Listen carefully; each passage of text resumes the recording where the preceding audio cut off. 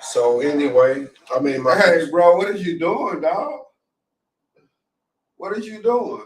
I'm good. I mean, nah, but as soon as we go live, you just get on here. You start. That ain't how we run things on. Ain't no that. Excuse me, brother. Excuse me. I'm here to vibe with you. Well, of course you are, but soon as the video came on and I said action, you just started talking. That's my fault. I'm used to a certain way of doing things, and I kind of disrespect you. So. Well, yeah, that's very disrespectful. Forgive me for that. Hold on, but you still talking. That ain't how I go when listen. When I say action, I ain't no days off. When I say action, you hold on. You don't just start cause this ain't the Rob show. This is Lewis. Ain't no. You feel me? Yeah, it is a Lewis Ain't No Dayz Off podcast. You're right. You're right. It is. And then you trying to get me sued by Aquafina. You got your water on the table. Yeah. This gonna be expensive. Yeah, Aquafina. I thought they were the sponsor. No, hold on. Don't even say that they ain't paying me. Listen, they ain't paying no names out. Cover up the bottle. Yeah, you ain't. See, right now you said Aquafina. It may not cost nothing, but pretty soon, mentioning that name gonna bring in some revenue. I understand. Well, this podcast it could have been sponsored by Aquafina, but it's not. But we here. I'm here anyway. Yeah, you here, but you're moving too fast. You just got to hold on, and you just got to go with the flow. Welcome to Ain't No Dayz Off. Thank you for having me on the podcast. You've been trying to get down here. You've been trying to get on the show a little minute. Now you're here, and you done froze up. No. I'm here on the show. I'm ready to talk about what we're talking about. I'm really not sure where we're gonna go with it, but I'm here to listen and learn. I'm here to teach you something. I think you need to be taught some things, but that's not my place. You know what I mean? First of all, we ain't in school. You can't come on here and teach the chef nothing. Cause I am a chef. I heard about that. I don't know if the people know, but y'all heard you used to be a chef. I used to watch you cook fries. I was on the fry. I did, but I did that though. Yeah, I did though. But you also got some cables throughout you in that same kitchen. I didn't see no cables get thrown. Them cables came off that plate and started hitting you in the face. Yeah. All right, but I mean, I just remember one night we was on the fries. He was struggling just to make 2 or 3 fries, and I had to come out there. Bro, and we was busy for making fries. Well, we were real busy though. We was slammed. We had to stop sitting people. Yeah, we was slammed, but I did have to come and save you from the fry station, bro. That's the easiest station. What you did when you came down there. You got in my way. That's what you really did. You came down there and you got in my way. And the guy that was running the kitchen cussed us both out. The guy that was running that kitchen cussed us both out. I do recall getting cussed out. Yeah. He used to cuss you. Woo-wee! Hey, what's going on, y'all? You tuned in to Rob and Lewis. Lewis and Rob. We just sitting up here talking. He used to get cussed out in the kitchen all the time. No, the problem is that he used to do bad on the fry station. That's how I met him. And he was on Saute, right? Yeah, he was on Saute, and one of the greatest Saute chefs. He was on Saute, and he did all right. One of the greatest to ever touch the Saute. You can do all right when you get 2 customers an hour, but when we were slammed. Man, we waiting on Saute about 2 hours. I don't recall that, bro. I think you're making up stuff to say. I ain't recall that. But then you left there and you moved to California. I did leave the Saute station and move to California. That's true. I mean, you just moved. You ain't tell nobody you was going. You just moved out to California. Right. I did. And before I left, I wet up the whole kitchen. You did. You cleaned the whole kitchen. And we went in there in the morning, and it was big puddles of water everywhere in the kitchen. And you left a note on the wall and ketchup that said, "You get it up, I quit."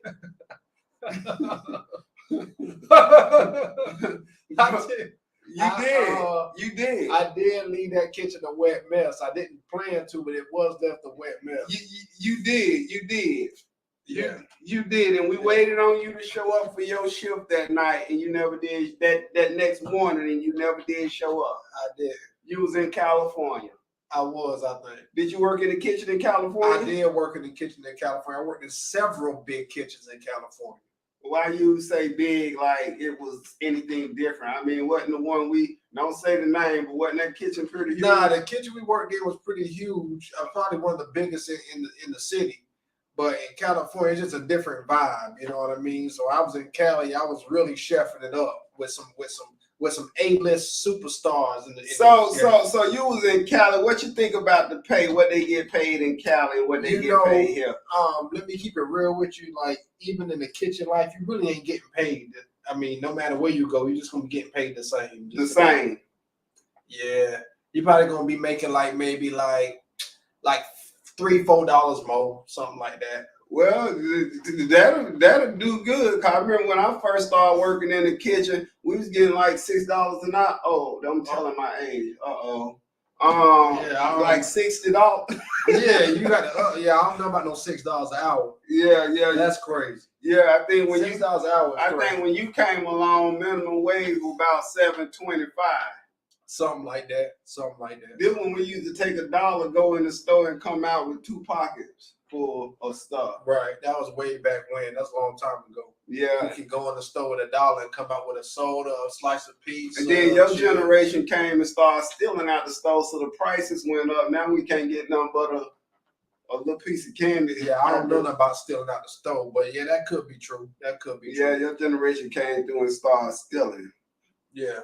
Yeah, but anyway, man, what that say? Leave the man alone. Laughing. Let me see. That's my boy. Oh, he got some. He just nervous. Listen, you see how he's sitting, ain't breathing or nothing over there. Yeah, he ain't breathing or nothing. He just nervous.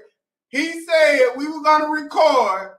He said go live. I say when you go live, it's different. He was like, oh no, I'm billed for this. So now we live. He ain't got nothing to say. I got plenty to say. I mean, it's all up to you. It's your podcast. I'm running the show. It's all you running the podcast. Now he ain't got.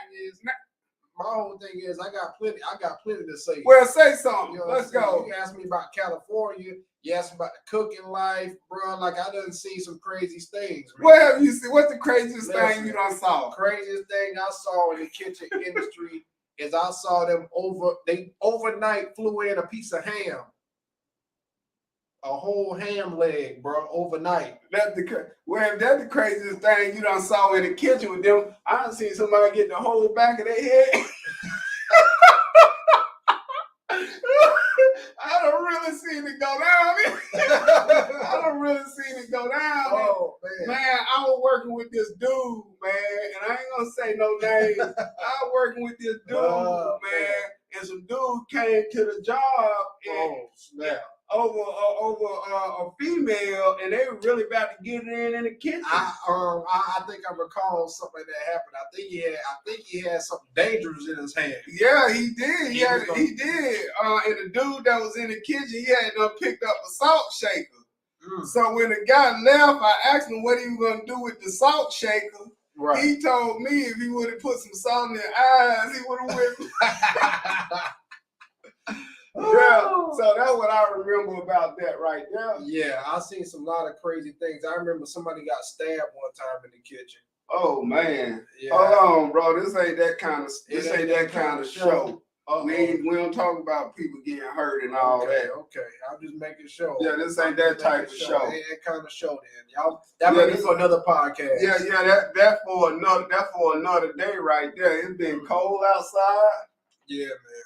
It's real cold outside. It's been cold outside. Have you prayed for anybody that ain't got no heat and stuff? I did pray for people without heat. I've been without heat plenty of times in my life. So I'm praying for them people. They ain't got no heat for sure. You live in the country though. You got a chimney in it. I do. Got a fireplace in there. I can make some fire outside. Have y'all had the fireplace running this yet? No, we ain't had a fireplace. It ain't been that cold. He ain't ready for no fireplace yet. He ain't ready for that yet. But now we've been doing good, bro. It's cold outside, but I'm gonna make me a fire. You gonna make one thing for sure? I'm gonna make me a fire. I ain't scared to go out there and get me some logs and some old timber and some old pork grease and make a fire. That ain't how we use. We use old cardboard and gas. You see what I'm saying? I'm from the city. Oh, okay. We use old cardboard and gas. Oh, and then we'll put a little tree little something. What you know about getting a pallet and busting it down and making a fire? What you know about doing that? See, when you say pallet, I'm thinking about when me and my cousins was over grandma's house and we took the fan and we put the fan on the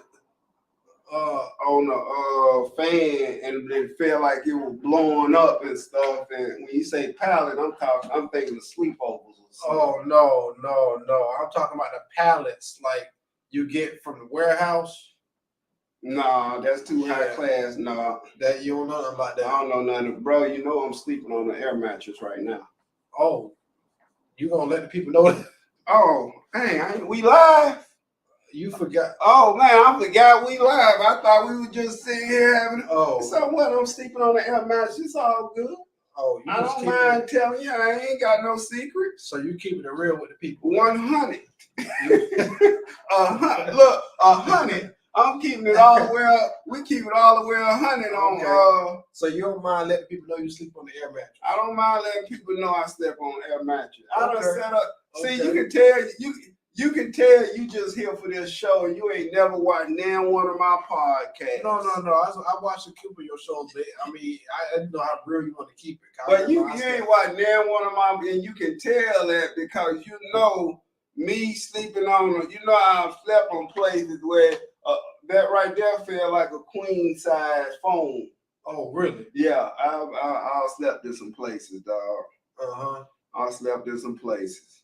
But I ain't sleeping there today, but I have slept in some places. All right. Yeah, I slept on an air mattress before.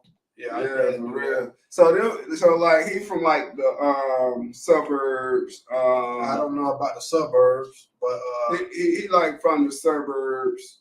He ain't never went through. Huh? What's the hardest thing you done been through in life? The hardest thing I done been through in life? Yeah. Getting my butt up at 5 o'clock in the morning. See, when he said "but," we knew. Getting my butt up 5 o'clock in the morning and walking for an hour and a half to ride a 3-hour bus ride to go to work for 6 hours and then ride 2 hours back. I did that for a year and a half, 2 years. Yeah, that's just laziness because you could have jogged. Yeah. So what you're saying is I should have walked the whole way. You should have walked the whole way. That's just laziness. I should have walked for 6 hours. Back in my day, we didn't even have buses. Back in my day, we ain't even had buses. It was an hour one way and an hour and you walked the whole way. That's right. That's right. Rain, sleet, hail, snow. That's real different. Rain, sleet, hail, snow. I never thought about no junk like that. You know, sometimes I sit on here, Robert, and I just be talking, and you see them views up there. How many views you see? It say 0.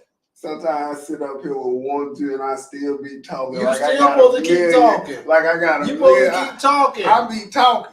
You listen. It don't matter how many people watch. The thing is, you never know who gonna tune in and who gonna hear what you got to say. I be talking. Talk, bro. You know, so that's the point of a podcast. I see that thing, but sometimes when you look up there, you see them views is 0. Sometimes you get a little discouraged. Fall by the wayside. You're right. Nah, there's plenty of things I want to do, man. Sometimes I always think about who gonna see it. I try to plan a course on making people see it, but you can't do it that way. Man, I'm gonna tell you, I was watching a podcast on TV. And what the dude said was so profound. They were asking how certain people made their money, and he was talking about Tyler Perry. And he was like, Tyler Perry caters to Tyler Perry audience. Right. Why would I try to cater to another audience when that ain't no like him trying to cater to a rap audience or comedy? Right. You see what I'm saying? Right. Comedy is his audience. So I don't care nothing about having one viewer. Yeah, because the thing is, I think sometimes we try to act like we other people. No, I don't try to act like I'm nobody but me. That's my best look, is acting like I'm yours. Because sometimes we start a podcast and we'll start. See, that's my problem. Is I'll say, okay, my way, I just know what I'm doing. But I see this other person with 500 people watching, and they just try to do what they doing. Nah. Sometimes they be having like all them viewers, and they just be up there looking in the camera like, look, they ain't even open. Look, they ain't even said damn word. Only thing is say they don't went live. It'll be like 2,000-3,000 viewers. That's crazy. And they just be like this, looking in the camera. Come on in. It be 2,000. Come on in. Yeah, that's crazy, bro. I be trying to get 10 viewers. I be like, come on in. I'm gonna wait till they come in. You can't wait for them. You just gotta talk about what you're talking about. Man, you can't wait for them. It's a lot of stories we can talk. Because the thing is, some people are scared to share it. I think you gotta be brave enough to share it. Talk about it. Tell me a story, then. Tell me a story. I got so many things. Nah, that ain't what I said. Bro. Tell me a story. Tell you a story? Yeah, don't be making my viewers bored either. Man, I got a story, man. I got a story. You want a story from you see what I'm saying? He procrastinating, y'all. Ain't no procrastinating. Yeah, tell me a story. Bro. One time when I was in the car, right? I was driving. I was here in Myrtle Beach area.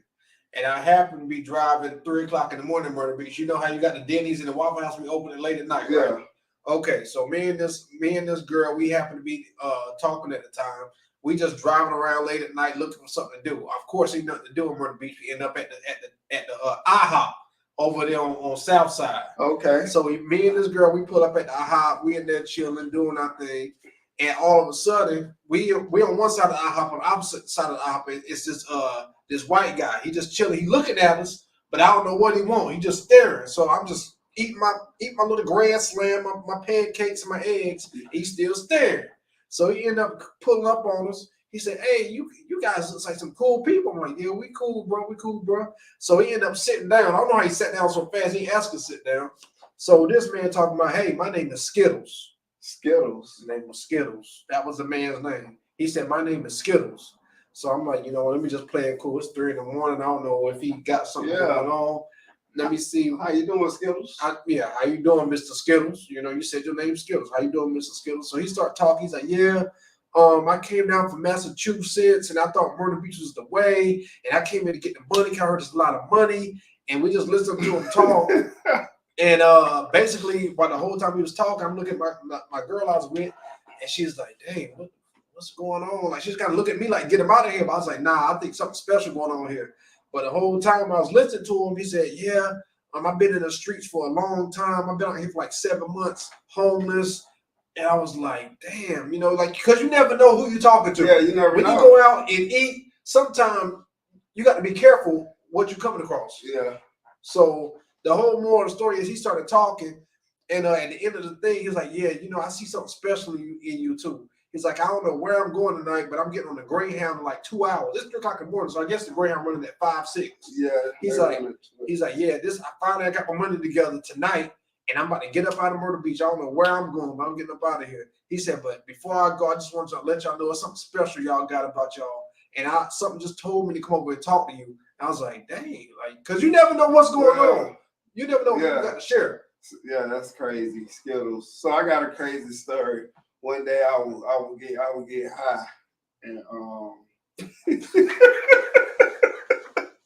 no, for real, I'll get high. I mean, okay. I'm talking about crazy, like out my mind. Okay. So that's back then they ain't had Uber. I called the cab. I still remember the number 44444. I called the cab. I think it was.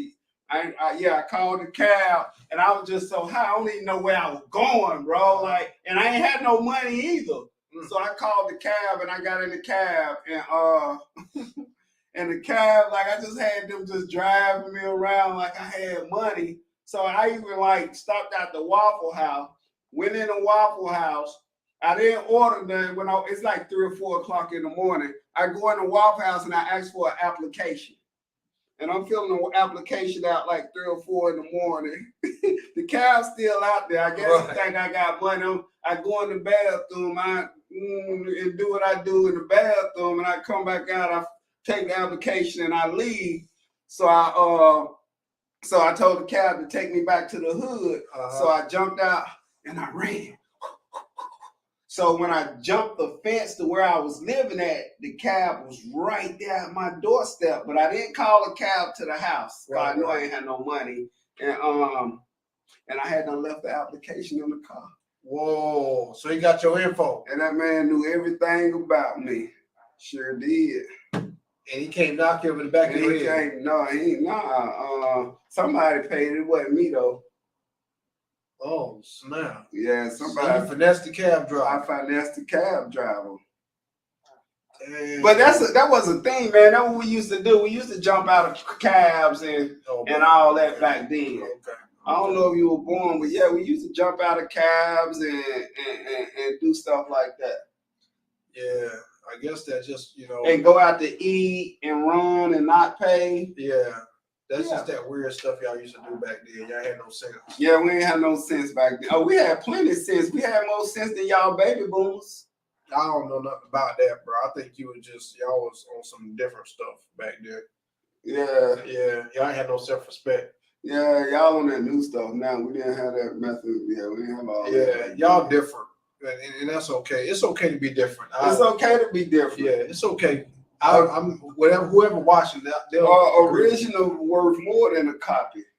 I told you my views gonna be high. I just be on here talking. You gotta go with the vibe. You gotta act like it's 2, 3. You gotta treat I'm zero. not worried about the views. I ain't worried about the views. My whole thing is I'm just make sure whoever see this, they'll understand they'll let you know. Oh my God, son, watch it. Yeah, it's okay that you was out your head a little bit. Oh yeah, I would, but that's okay because one of the greatest gifts that ever happened to me going through what I went through was a blessing. It was.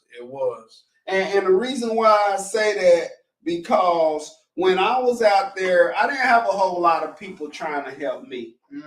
Not when I was in the streets. I didn't have a whole lot of people that tried to help. But when I got clean and got myself together, I done helped so many people. Right. That's my mission. That's what I like to do. I like to help. I look. Ain't nothing like watching somebody struggle and watching them get to the other side. Right. That's what brings me joy. So you're saying that the crack changed your life? It did. Ooh, did it? Good gracious. Right. I think I gave you that bar this morning. Negative and positive. Okay. But I couldn't see the good thing about addiction until I got clean. Right. All I seen was the negative aspects, the jails, the institute. Yeah, that's what I saw. That's a big bar. Yeah, that's a bar. That's a bar. That's a bar. Don't let that go over your head. Yeah, that's a room shaker right there. So you saying that the best thing, the blessing and the curse of your life was that pipe. That's not it. I didn't say that at all. Who said that? Okay, sorry about that. I didn't say that the best thing that happened to me was no crack pipe. Who said that? Where you get that from? I don't know. It came over my mind. No, I thought that was going to be. I thought that was going to be the clip. So the people know. Everybody that look at my people know I smoke. Yeah, I thought that was a bar. So excuse me.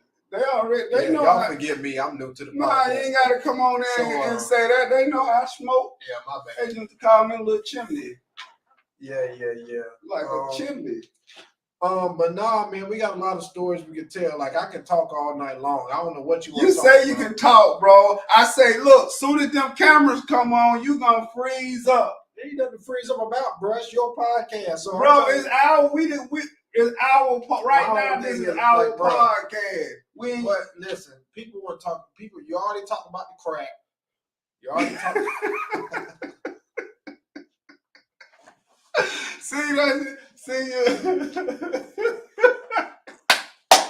See, that's crazy. Ain't nobody.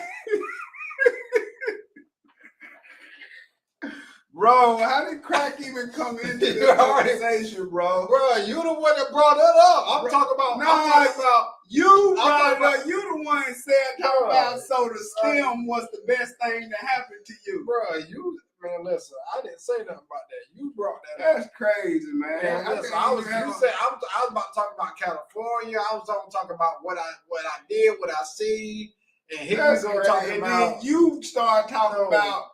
You start talking about something about I was smoking and I jumped out of a cab and it was two crackheads. I did. Why I did? You know, one time I chased a crackhead. That's probably one of the most eventful things happened in my life. I chased a crackhead one time. It was right here in Myrtle Beach, you know, and I almost got ran over by a car. I don't know what happened that night. You got chased by a crackhead? No, I chased a crackhead.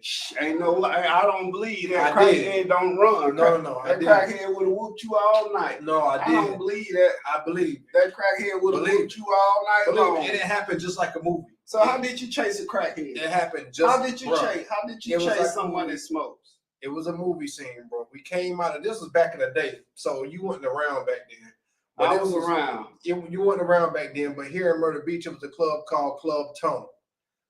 And it was right over there on Kings Highway. This is back when they had a bunch of clubs. So anyway, went to this club, Club Tunnel. No, I'm sorry, excuse me. Kono Lounge. Hold on right quick, cause Becky say, let's talk about the solution. Well, Becky, hold on a second. Hello, Becky. We ain't at that part. We always talk about the solution. First, we got to talk about the problem, and then we will talk about the solution. Sorry. Okay. All right, no problem. I appreciate you. That's my godson, mama, right? You ain't never even seen my godson, have you? No, I ain't seen none of these people. You never seen my godson? Shout out to Becky Lowry. Becky, yeah. Becky Lowry. Shout out to Becky Lowry. Becky boat, right? But anyway, back to the crackhead. So it was at Kono Lounge here in Myrtle Beach. Just when those clubs was popping. So all of us from the college had went to Kono Lounge. You know how them college kids act. They ain't got no sense. So they went in there, got crazy drunk. We came outside the club. This girl from Jersey started smoking. They like to smoke and drink after they get high. So anyway, after that had happened, right?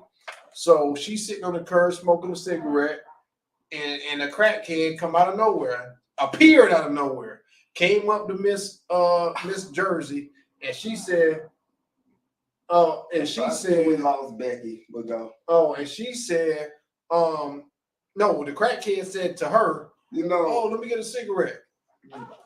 Go ahead. No, he said, let me get a cigarette. And you know, she drunk. So she said, oh, let me go in my purse. I'd love to give you a cigarette. I'll give you a whole pack. She digging in the purse. And then quick as she was digging in her purse, you already know. He snatched the purse. No, he didn't snatch the purse. He snatched the phone out her purse. And started running. And started booking. Did you get the phone back? We did. Don't lie, Robert, because and you know, as a person in recovery, like we don't say, like when somebody say crackhead, that sounds like a harsh word. It can sound harsh, but it sounds like even now sitting here listening to you be like, and we chased the crackhead. Like it, to me, it sounds kind of harsh a little bit. Because in my field, we say person with substance use disorder. So anyway, this crackhead, bro, nah, because I know you lying, because you're not about to tell me that you outran somebody that was getting high. I don't believe that. I don't believe that. I mean, you know how I'm gonna tell you it was true? Because, like I said, look up Kono Lounge, right there on the curb. We was at Kono Lounge, and she was sitting on the curb. He cut behind Kono Lounge, drove and ran all the way down that street to the next block, which after Kings is Business 17. He ran all the way from Kings to Business 17, so he was fast. I'm not gonna downplay his crack abilities. He was fast, but I kept him in my sight. Bro, listen, bro. I don't think you outran. I think you might be. Listen, I ain't never used this word on my show before, but I think it's a great time to use it. You capping. No, I'm not capping. That's cap. I never cap about nothing, bro. I never I'm just saying, bro. Cause you ain't outran nobody that smoked no. Bro, we ran them down, bro. You know, if I would have snatched that phone, bro, we would have still been running. You know how, bro? It's been. I ran them down, bro. Bro, we would have still been running. Bro, I ran them down. I was something came over me and I ran them down. And the crazy part was just like in the movie, bro. After I was running after him, I lost him. And I saw this woman getting groceries out the back of her car. And I was kind of behind her, like, you know, about 20 something feet. And I said, yo, miss, excuse me. And she turned around, she's kind of scared. I said, hey, have you seen a crackhead running around? Just like a movie, bro, like a skit. I said, have you seen a crackhead running around? I don't think you found no. I don't know. I promise you, bro. I promise you. Bro, I just can't believe, because if I'm out late at night getting high and I snatch your wallet out your hand, bro, you're not gonna catch me. You're not gonna listen. Why would I make up a story? But this is what podcast, bro. But you're not making up a story. I believe that. I believe you telling me that, but I don't know. That's some different kind of smokers. You won't catch nobody. We in Charlotte, you won't catch damn one of them. That's what I'm saying. We wasn't in Charlotte. He was one of them. He was probably he was country. Yeah, he a country. If I snatch your wallet, you ain't gonna see. You won't see me that night. You might see me later on in a few days, but you ain't gonna see me that same night. Yeah, we saw him the same night, the same instance, bro. And like I said, I came up on the woman. I said, "Excuse me, ma'am, you see the crackhead running around here?" She's like, "No. But is your name Robert?" Hold on, this story get interesting. Bro, I'm telling you, brother. I'm telling you, like a movie scene straight out of a. How did she know you? That's what I'm telling you, bro. I'm just random woman on the street. I came, excuse me, ma'am. And she asked you, is your name Robert? And then she looked at me and said, is your name Robert? And I was like, yeah. And she was like, oh, yeah, we went to high school together. Yeah. That's crazy. And I was like, dang. You running this sweat. She probably thought you was talking about you. She probably thought you was high. You sweating, you tired, you tired. I already been in the club. I'm sweating. Got a dress shirt on. Dusty. She went home and made another post. Pray for Pray for Robert. Yeah, I was looking crazy, but anyway, we finally ran down this man, and I almost got hit by a car because they swerved. My friends who was chasing after me finally found me, swerved around me. The crackhead, he run. He said, "Oh man, I ain't got no phone, man." So he threw the phone near the baseball field. What were you gonna do once you caught him? Bro, I don't know what I was gonna do. I just something in my body said run, and I started running in the dark after this man. How long? Something in your body said what? Something in my body said run. So I started running after this man. Running. I don't know what happened, bro. I just started running after this man. I'm chasing him down. I don't know what to think. And we finally caught up to him. My friends almost hit me with the car, but they swerved around me, almost ran him over, barely missed him. But something saved him that night. Yeah, that's a crazy night. That was a crazy night. That was a crazy night in Myrtle Beach. I had a couple more crazy nights in Myrtle Beach, stupid like that. Yeah. That's crazy, man. Yeah, man. But that type of stuff, I don't miss them days. I don't miss them days right there. I don't miss them days at all. Yeah, man. I'm too old for that now. I can't be chasing after people. Can't be get caught up in no madness. Man, that's wild, man. So you come back to Myrtle Beach. Where you working at now? I do my own thing, man. I do my own thing. I make furniture and I build. I do home renovation basically. So building porches, doing some like. You got a name, advertise your business. Yeah, you got to advertise. Yeah, we about to blow it up on TikTok. You can see a couple of my work, Rob Furnishings. Look me up on TikTok. Yeah, we got a couple of videos. Hey, shoot me $50 when we get off here. It's 50. It's 50 advertisement. Oh, cash app or something?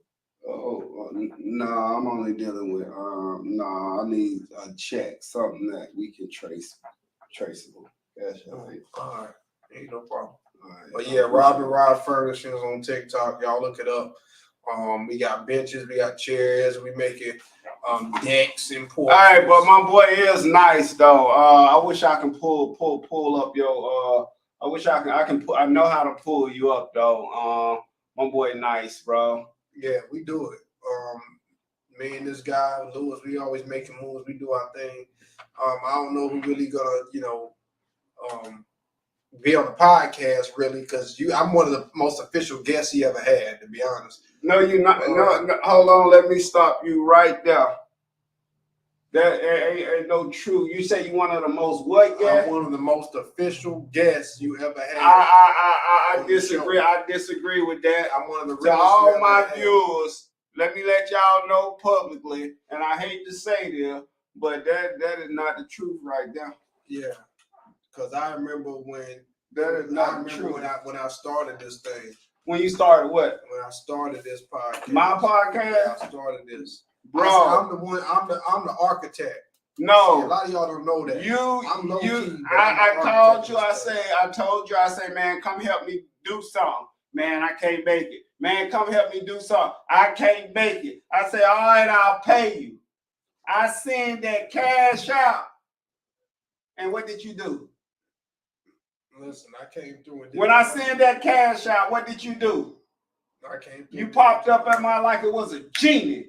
The cash out, the change was still, that noise you hear. She ain't going to that noise ain't even stopped when you were. I had to come. That noise, yeah, and you came through. Yeah, but you came through. You can count on me like that. So from that day when you came through, from when I was over there in that corner, I had that big linoleum.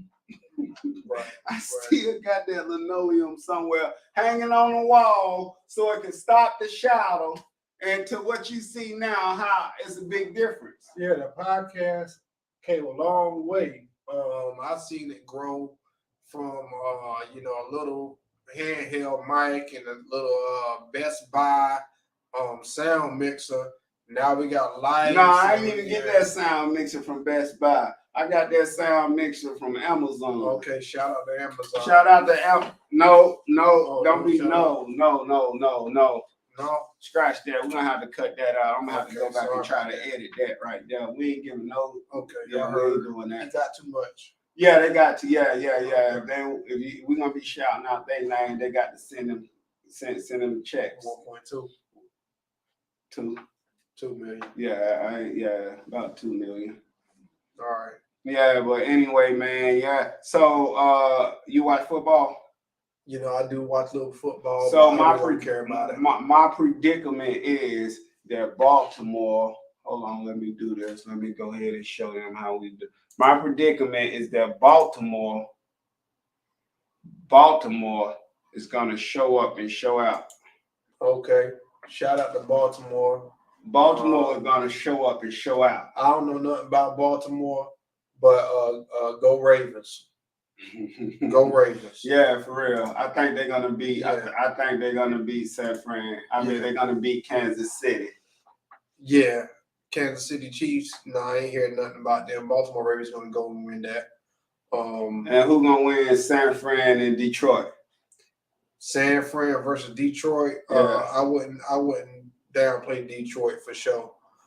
For what I know about them, I wouldn't downplay Detroit. What you know about? All right.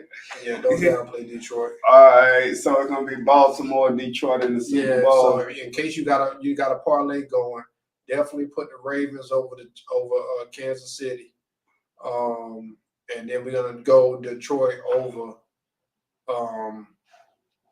your boys in San Fran. Yeah. All right. So you can bet that part. That's on me. So that parlay don't hit. You call me, and I'll make sure you get your money.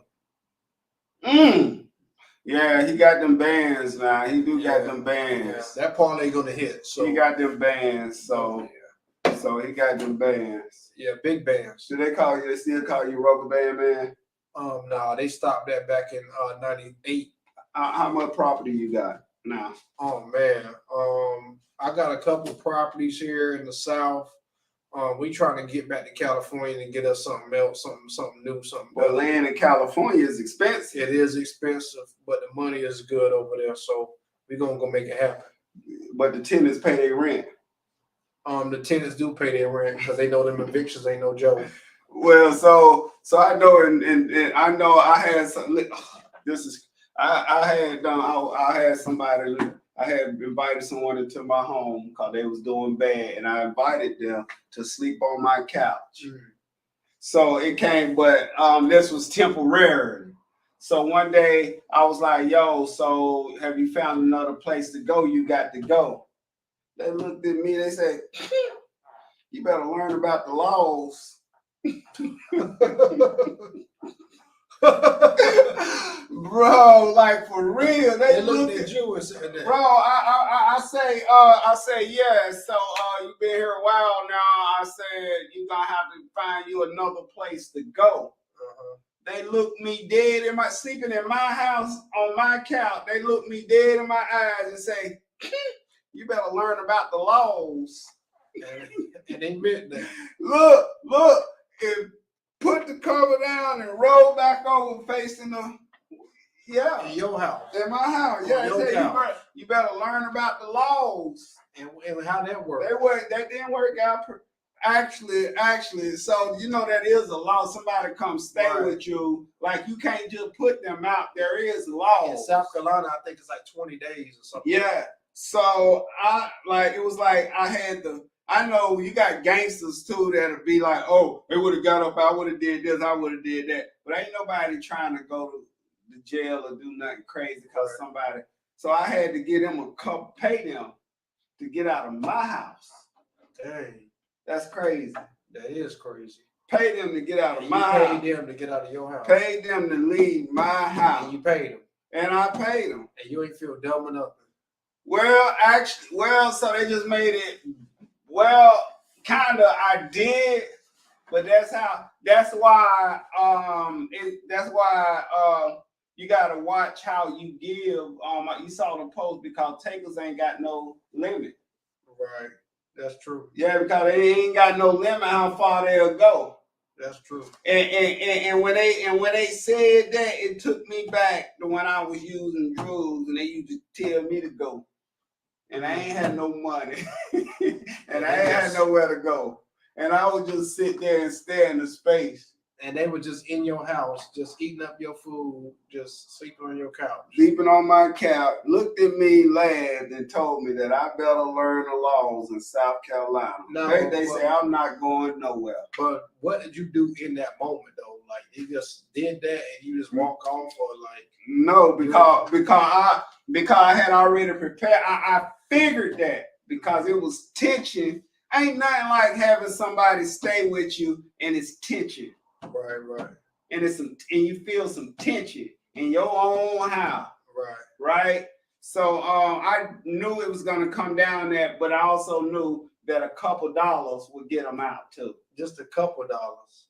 I think I gave them like $125. And they got going for $120. And they got gone. And the thing is, when I gave them the money to leave my house, I think it was like a hurricane or something had came, but it was a real bad storm and it was cold. And guess what I did? They knocked on my door and needed somewhere to stay that night. I invited them back into my home. Dang.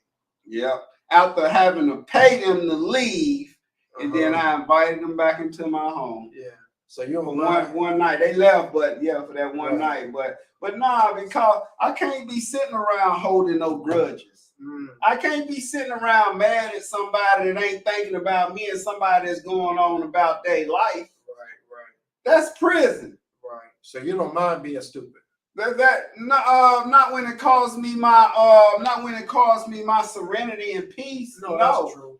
True. How was I stupid? Because I didn't want somebody I gave somebody $125 because I didn't want them have to go downtown, get an eviction notice, get the sheriff, come out here, serve the papers, and then they can still stay here till they go to court. And then when they go to court, the judge gonna give them more days. So how was that stupid from getting them out my house that same day? I know how it sounds Yeah, you wouldn't have done that, but because they would have had to suffer their own consequences. Yeah, you're right.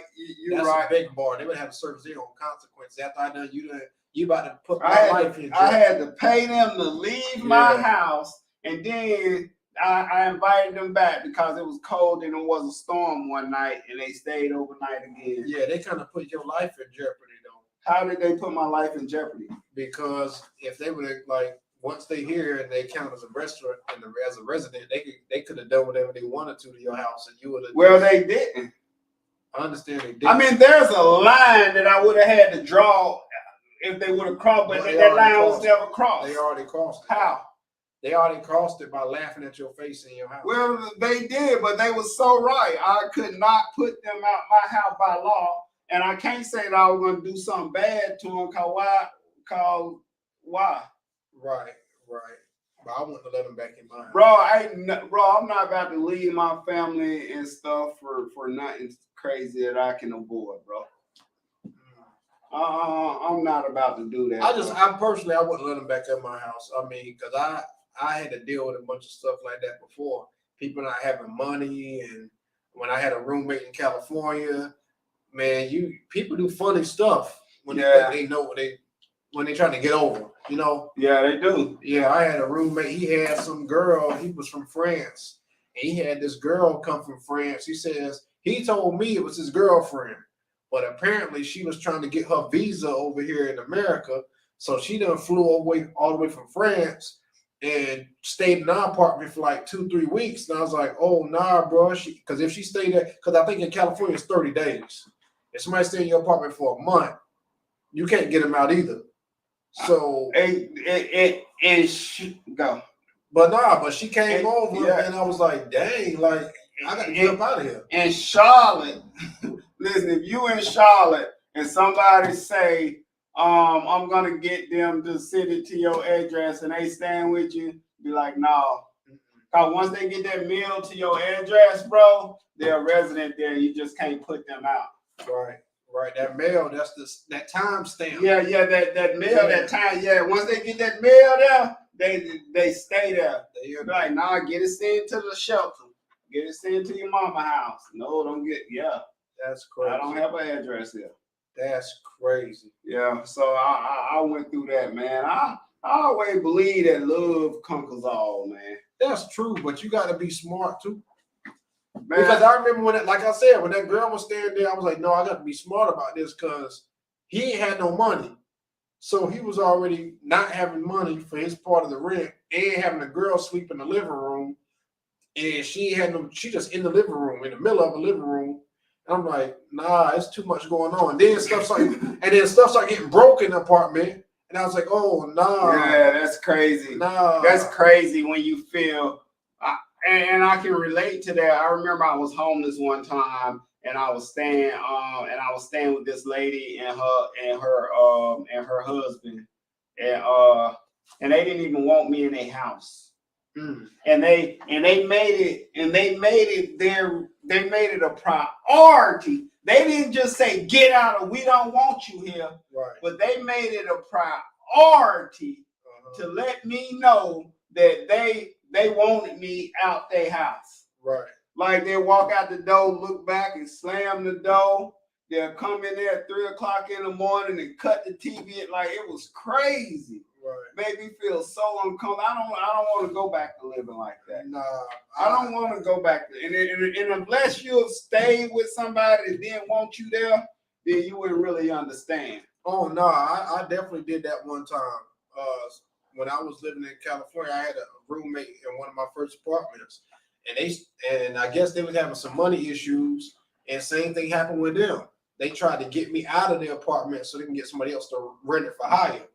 And I was like, dang, they start doing weird stuff. They start calling the police. Wait, you had money issues? No, they had money issues. Oh. So, you know that ain't me. But they had money issues because I think they were trying to finesse it like a sublet their apartment. Yeah. So I guess they were trying to get me out to charge more for the apartment. And end up doing all that. They tried to claim that I had a weapon. and I try to use it against them. Yeah, man, you got that's crazy stuff. Yeah, that's crazy. You got to be careful who you let. You got to be careful, bro. That's why I know. That's why they say I don't care how sad the story is. Don't let nobody come live with you. I'd rather get you a room or take you to a shelter or something else, bro. They gotta have some money. Well, you know, I've been in situations where there was money in the beginning, but at a time when the money went, I don't know what you mean when you say they gotta have money. I can make a situation look real good, like I got money and not have a dime. That's true too. That's true too. That's true too. But I think if somebody I'll be more willing to help somebody if they had some cash. Like they said, like, okay, for the next 2 weeks, that'll get me by. And then after that, I'm trying to do this and that. They got to give me a. I don't know, bro. I just think I don't help so many people, bro. It's just I just feel blessed to be in a predicament. Sometimes I just feel blessed that I am able to help somebody. Because there was a time I couldn't help Lewis. That's true. I couldn't help Lewis. Okay. But no, I don't think I ever ran into no problem like that. Yeah. So and if you keep and hopefully if you keep living, you don't. I hope not. I don't think I ever had I thought about it, but thought about what? Trying to help somebody, let them stay in my place until they get up on their feet. And I had a couple friends that needed some help like that one time, and I was like, you know, you got to be careful, especially. Bro, I don't. When you help somebody, you help somebody from the heart. That's true. You help somebody because you can, because you're able. But sometimes you can't help somebody, and then you make a way, or you take some change from right here that you really need. You don't put up that you need, and then you help, and then they don't never give it back. That's true. My roommate tried to ask me for he's like, oh, I'm doing kind of bad. My wire didn't come through. Can I have $600? And I was like, man, you ain't really got no job like that. How am I gonna give you $600? Oh no, you can't get nobody that ain't got no job $600. Yeah, he's talking about, I'm trying to get this off the ground, get that off the ground. Talking about, let me get $600. I'm gonna pay you back. And I said, nah, man, I don't know. You can't get nobody that ain't got no job $600. I don't know about that one, brother. Yeah, I don't know about that one. I just with money, I like people to be trustworthy. Of course, you can trust people to be trustworthy, but you just got to be careful with dollars, man, because some people don't know how to manage money at all. You know, it's like money the root all evil. Yeah. Do you believe that? Do I believe? I would say so. Why would you say that? I say money the root of all evil because that's what most crime comes down to is lack of funds. But you need money to live. You need money to survive. You need money to eat. You need money to keep your water and your heat and stuff. But once you start digging at the problem, so what about money? So if money is the root of all evil, right? Where does it make a point? Where does the money become evil? The money becomes evil once you start, I think, doing things that hurt other people, or to take from somebody else for the money. I think that's when it becomes evil. That's my opinion. Well, when you start hurting other people, when you start hurting for the money or with the money, right? I think that's when it becomes evil. Because, like you said, you talked about the drug thing. So same thing. Like some people are escaping their reality through the drugs. Is that true or that's not true? That's true. So the thing with addiction is that a lot of people don't know addiction is a feelings disease. It's a disease. Mm-hmm. And just like any other disease, like we can keep it under control. Just like if you, so with it being there's something there that's causing you to not want to feel the way that you feel. Right. Whether it was something in your past or trauma or relationship, or maybe it's something you don't like about yourself, but whatever it is, you trying to change the way that you feel about yourself. But that's where I'm going with it, because at the root of all evil is when you're trying to change your reality through the drugs. You need money for the drugs. So then you start to take from other people and hurt other people to get the money.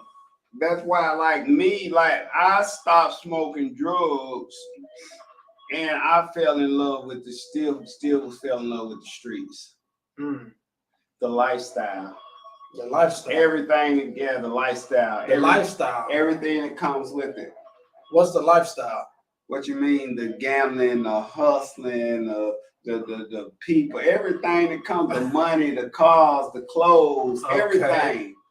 Okay, well, a lot of people, but that's what I'm saying. That's the root of all evil there, because you need money to make them things happen. But everybody in the streets don't got money. Everybody in the streets ain't got money. I used to hang on the block all the time, didn't have no money. And you be on the block all the time with no money. I was young then, though. I was young. Because, like I said, the block. The streets is addictive. It's addictive. You know, it was just being there. That's why everybody came there, whether they was coming to the store to get some, coming to hang out, coming to the barbershop, pool room to get some chicken wings and a fat bat. Everybody came to that. Everybody came to the block. Right. So, like, I would just be out there at a young, like, didn't have money. I had what I needed at home. There was love, but I just hung out, just there. Just look cool. Just in a way. In the way. That's why I was out there. Nah, I never caught on to that. And then once I started hanging on that block, 25 years later, I was praying that God get me off that block. Right. I was 25 years later. I'm still on that block, praying that God just get me off that block. Dang, man. I think when you talk about money being the root of all evil and people being caught up, man, you never know how people are gonna manage themselves. You never know. You really never know. Like, my whole thing is, a lot of people get caught up in addiction. A lot of people get caught up in a lot of fast things. Like when I was in LA, it's easy to get caught up in that city, man. When I was in that city for so long, I seen so many people get caught up in drugs. People get caught up in women. People get caught up in fame.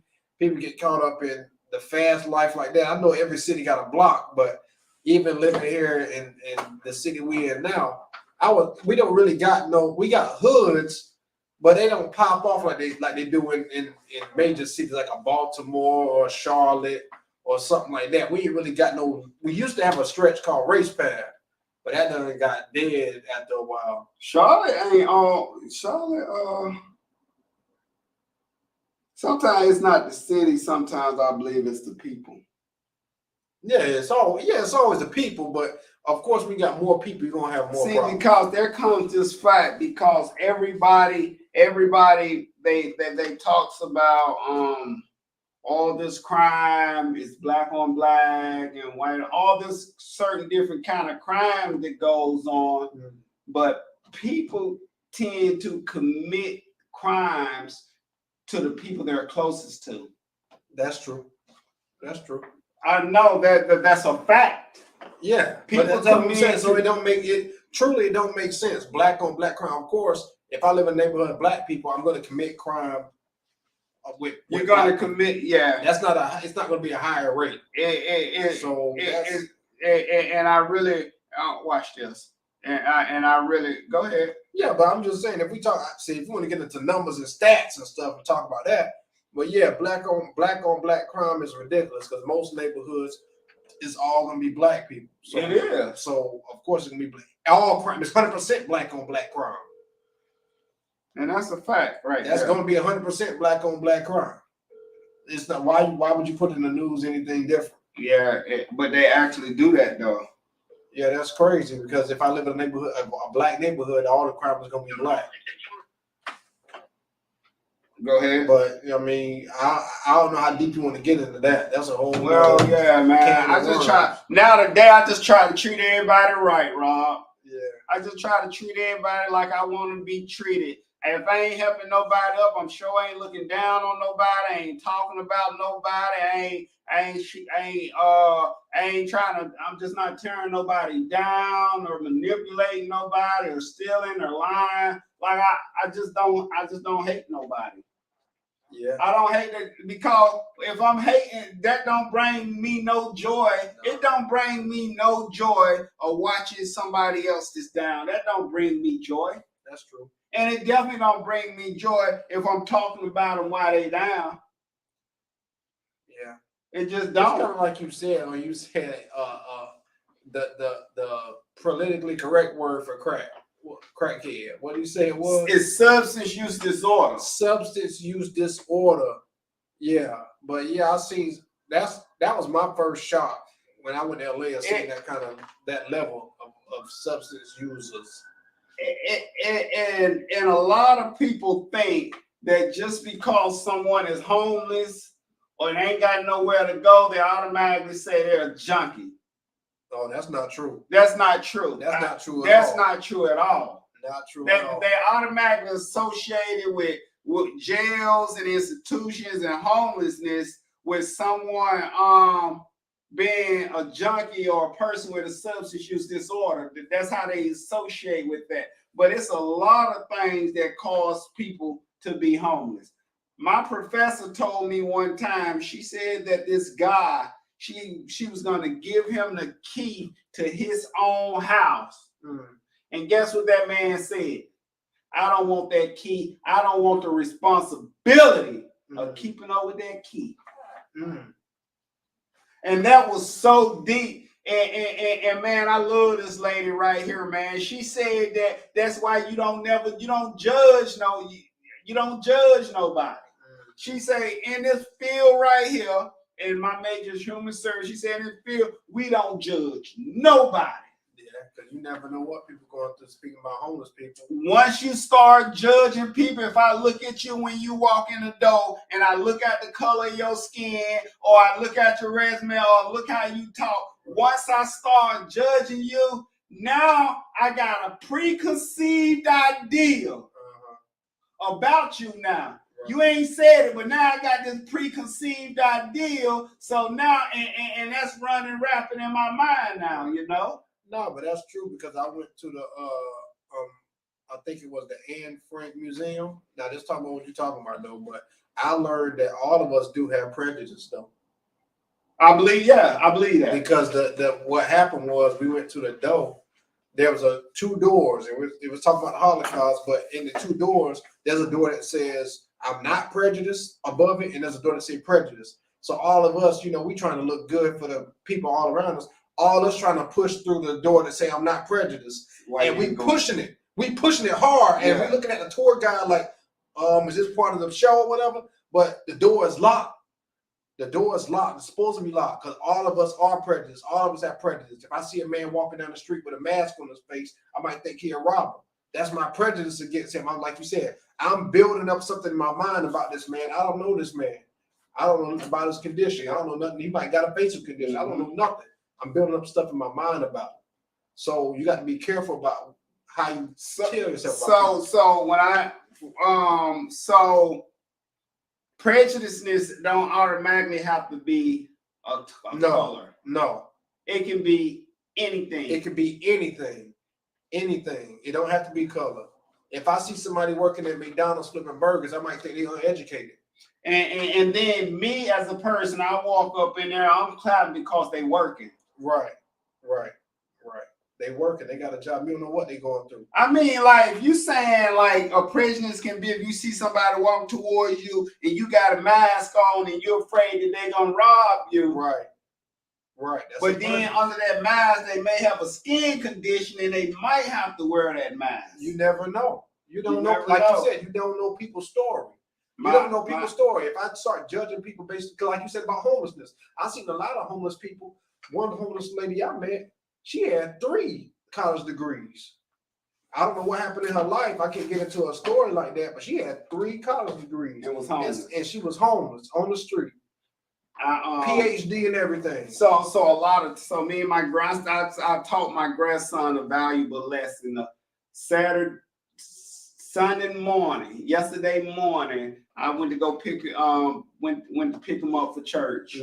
And we went in McDonald's, and this guy in McDonald's, it was on Beatties Ford Road. He had a cover over him and a blanket, and he was sleeping like in a corner on the table. I said, "Come on, grandson." I went over there. I asked him, did he want something to eat? He said, yeah. He said, "Give me 2 sausage biscuits." I started walking out. He said, "And 2 grape jellies." I said, "That's how I like mine too." And I said that right now to say you don't know how people got in them positions. You don't know. I've heard of people that done fought in the army and had money and all this. They became homeless because one Sunday morning their family was on the way to church and they was gonna drive their own car, and their family never made it to church, and they never made it to church. Yeah, and he lost his family. Yeah. And it was just going down here. So we got to be careful how we treat people. That's true. It was somebody, well, I don't think it was my immediate family. He was close, like outside, skirt of the family. And I knew a little bit about him, and he living in like a shed, no running water, no nothing in this shed. And come to find out, this whole time when I was a boy, I was judging him. I was like, why this man just out here on our family property just living nasty? Like he ain't got nothing. He got to go get water from a ditch and stuff. I'm like, what? That's crazy. And come to find out, I was asking questions and we judging him, scared of him. And he was in the military and he had 2 degrees and he was about to get his doctorate and all this kind of stuff. But what happened is the military messed up his mind. Something happened to him, shell shock or what have you. Whatever. Whole time. He was smart. Money, everything, and just head was messed up. You never know, and I don't judge people, and I'm glad I don't judge people, bro, because as an addict, bro, some of the same people that probably judge that addict, they're the same people they call when they sons and they daughters. Yeah, that's true too. When they suspect that they sons and daughters getting high.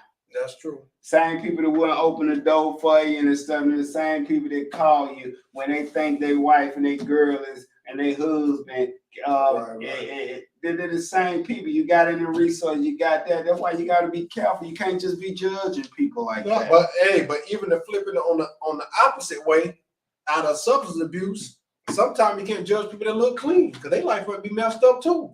Well, yeah, you just can't. Yeah, you just everybody going through we have moments where everything is good, bro, but it's something that they don't like about themselves, somebody else, what's going on in their house, their significant other. Bro, everybody got something going on. Ain't nobody just clean whistle perfect, bro. I don't care how we make it look on social media, how we make it look on TV, how we make it look in church, how we make it look on the job. Just ain't nobody just got it 100% together. But that's the thing right now. You talk about the different generations and TikTok and everything going on. That's what people think is real now. They think that you're just supposed to live a life and perfect and everything in your house is white, the couches are white, and just everything is smiling. You don't never burp, you don't never sneeze, and everything's just perfect. That's not real. No, that's not realistic. What we do, I remember the time I was old enough to get me a worker's permit. My mom she told me that I had to go to work, bro. Like she told me and she worked, her and my daddy, they worked my entire life. Like they've always worked. They've always, I was the kid, we've always had clothes and shoes and food. That's all I know. That's where I think me having 3 jobs, I think that's where my ambition come from is my mom and daddy. That's what they did, and they instilled that in me. Like, if you want something, even an act of addiction, I went out and got me some money. Oh yeah, you got to get I went out and got me some money. So you got to hustle for the life you want. Ain't nothing. I mean, you do have, in some cases, you do got people that born into the money. That ain't my story. That ain't my story. That ain't my story. I think that's my story, but it ain't my story. I don't got that story. I just know if I work hard, I can play hard. I'm trying to find out how to get that story because they make it look like it's easy, but I'm trying to get involved in that. Yeah, I just know if something happened to me today, I just know my mom, my daughter and my grandson, my mom and dad and my brother, I know everybody, all of them will be good, right? Because as an adult, health care and health insurance and life insurance is very important. I never paid that stuff no mind until I got older, and then the older I got, man, people just started leaving here, man. Like they here today and gone tomorrow. Like I ain't never thought about no life insurance and health insurance until I seen the way this wicked world is. Yeah, that's a big deal, man. Getting your house in order. That's what my mission is right now. Getting the house in order. When I say how do we got viewers, but when I say house, I just mean your family situation, your health care, your dental care, all that kind of stuff. I want to where if something happened to me today, I don't want my family to have to go in their pockets and struggle to do nothing. No. Matter of fact, we were talking the other day, I want to be cremated. That's different. No, it ain't different, bro. You can take $8,000, $10,000, and you can put me in the bottom, put me in the ground, and you never see me again. Right. Or you can spend $1,000, right, and a $15 necklace, and put me in a necklace, and you can go on vacation. Or use that to pay off whatever. You know, I never really heard no black man talk like that. To be honest, I never heard no black person say about because. And that's really not a black thing. And I wish my brother would have answered the phone. I would have answered the phone because in a lot of ways you don't. How we don't want to spend $25,000 on funerals. No, nobody else spend. Yeah, that's crazy. We don't want to spend that much money on funerals and got to buy outfits and ride a limo and had a police car. I ain't doing that. Yeah. I ain't doing that for my mama and my dad. Exactly. My grandmamas. That don't even make sense to me. You everybody take their 50 and put in $200. And cremate and get an urn and go do what y'all do. And take that life insurance money and go pay some bills. Go catch up. Cause what happens is like I can't do nothing. I'm signing out. I can't do nothing else for y'all. I'm dealing with that right now. To be honest, I got some stuff I got to manage from old stuff from 15 years ago. Telling the truth, properties and people thinking, oh well, she left us this, she left us that. She dead in the dirt. What you gonna do with somebody dead stuff? What you gonna do with somebody old problems? Get rid of that stuff so you can move on and move forward. Yeah, man. So that's just where I feel as far as the whole burial and all that thing, man. And and I remember growing up, we never talked about that enough. But we got to talk about it now because we got those are conversations that we got to have. Like now, like I remember I picked up the phone and I called all my family and I told them where everything was, because you never know. Absolutely. You know. But see now if you really want to talk about something serious, that's what I'm on right now. Because I don't think nobody should leave this earth giving a family a burden. Why you gonna leave the earth giving your family more headache than when you was here? So now some stuff happens unexpected. I understand. Some stuff do happen unexpected. But I'm talking about at the age, I'm 46 years old. Right. There is no way I should not have health insurance. Right. But there's no way if you know somebody is 70-something years life old insurance and 80-something years old, and we live in the 150 no more. Maybe back in the day people used to do that. But this is 900. Yeah. We don't move like that no more. You should know like that before they get there. Hey, we need to have some conversations as I'm talking about what's going on. So we got to have them conversations now. Please. I think I spoke about that on Facebook the other day. I don't know, but we definitely got to have the conversations. Yeah, stop playing around. So if you know Big Mama about to pass on, go ahead and handle that business. So I was watching this playing on TV, and they are growing meat in a lab. They already got that out, bro. Bro, they are growing meat in a lab. We already eating on that. You know? No, I didn't know. You didn't know they already eating on that? No. By the time they tell you, it's already done. It's already out there. It's already been done there, man. When they telling you, that means it's already done. They just letting you know. They have to let you know. They have to say it. But we've been eating on that meat ever since 4 years ago, 5 years ago. Yeah, that's wild. That's yeah, we've been eating that. Have you ever noticed how the fish ain't fish no more? The fish look like sponge paper, and the chicken ain't really chicken no more. It don't bite like chicken. Look the same. It don't move like chicken. It don't even look the same. That ain't real chicken, man. They been did that. They been did that. Now, if you want to get into the theories, man, they already did that. Just like when they say all white meat of what? They say it's all white meat. Yeah, they ain't gonna say meat or what. They didn't say it was chicken. They didn't say it was a cow. They didn't say it was like. But with so many people starving, and you can do that in the land, why is there still world hunger? You said it. Money's the root of all evil, man. Poverty is profitable. You ever heard that before? Poverty is profitable. Poverty is profitable. No, I never heard that before. You know how what confirmed that for me? What? There's a movie that just came out with Leonardo DiCaprio, and in the movie, these white men. This was back in the Western days. The white men take over the Indian reservation, basically trying to take the land and stuff. And in the movie, the dude told one of the Indian guys, Native Americans, he said, "I got to protect this man." And Leonardo DiCaprio, the character said, "Why you got to protect him?" He said, "I got a lot of money invested in him." He said, "I need him to stay alive for the next 3 months, and then after that, I can get rid of him and collect the insurance on him." That's big business, boy. You know, stuff go on like that for real. That's real. Another thing I'll tell you to back it up. It's not. I'm sure it's big everywhere else, but poverty is profitable because in LA they got what they call them, like these corporations where it don't cost nothing, where you have a business, nonprofits. They got nonprofits. They get subsidies from the city, from the state, that claim they helping people. So the more people you push through the system and claim they're in the shelter, the more money you get from the state.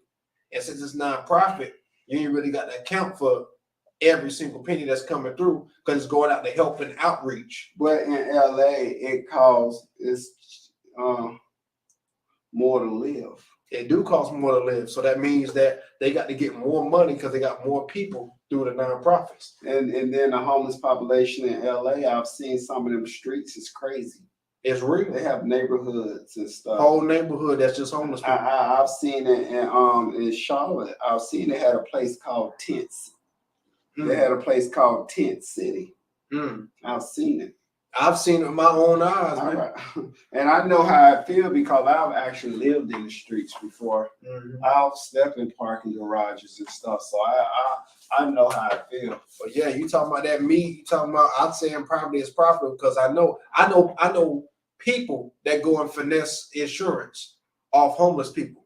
They'll ask a homeless man, "Hey, you got an ID?" "Yeah, I got ID." Go work on this job site for like 15 days. And after 15 days, you get that PPO or that healthcare thing, and they cash out on the healthcare when the person quit the job or leave the job.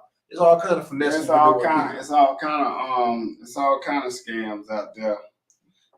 You don't call it scams, Robert. You call it financial magicians. Oh, financial. That's a new word for it. They're financial magicians. Okay. Yeah. Well, you want me to show you how to make your 500 mine? I've seen that before, and I've seen another case where they'll take people's social security number and apply for credit in their social security. Well, they've been doing that. That's what I'm saying. Man, people got people right now that's homeless and walking around or whatever. People right now don't know if they do a credit check and stuff. They got houses and cars and everything in their name. Bunch of stuff in their name. And don't even know Royces, everything in their name. Yeah, and don't even know it. Yeah, I've seen it with my own eyes, man. But they don't know if they find out they're entitled to it. That's true. They're entitled to it all. That's true. Yeah, poverty is profitable, man. A lot of people talk about that clone meat. I done seen it. I've seen it with my eyes. So I ain't got to scroll on TikTok or Facebook and think, oh, so let me get more information. I see it. So it's crazy. They had this jailhouse in Mississippi. They got a jailhouse in Mississippi, and they were burying people behind the jailhouse and everything. You heard about that? I did hear about that. But you know, we don't heard about that, and we don't saw it on TV. But it ain't crazy widespread like it should be. Nah, because that's normal. That's how they get paid. They make money on it. It ain't crazy how it should be, bro. They found over 200 bodies that they done buried behind a jail in Mississippi. And not just that, the family members been thinking they've been missing and they've been back there in that grave. They get paid on that, man. That's why it's not gonna be widespread. Why I'm gonna spread some news and mess up my money? That's what it is. It's a cover up, bro. You know how they get paid? Because they got to have a certain amount of people in the prisons. They get a subsidy on that too. That's why they bury them and don't tell nobody. Man, all that's crazy, man. Anyway, man, thank you for coming out, my brother. Yeah, bro. So, man, we got to do this. This worked out pretty good, man. We gonna keep on talking. Anything you want to talk about, we gonna talk. Let the people know. Man, let the people know, it, brother. All right, man. Thank y'all for tuning in. I ain't no days off. My name is Lewis. This is Rob. And we are out of here. Peace out. Peace out.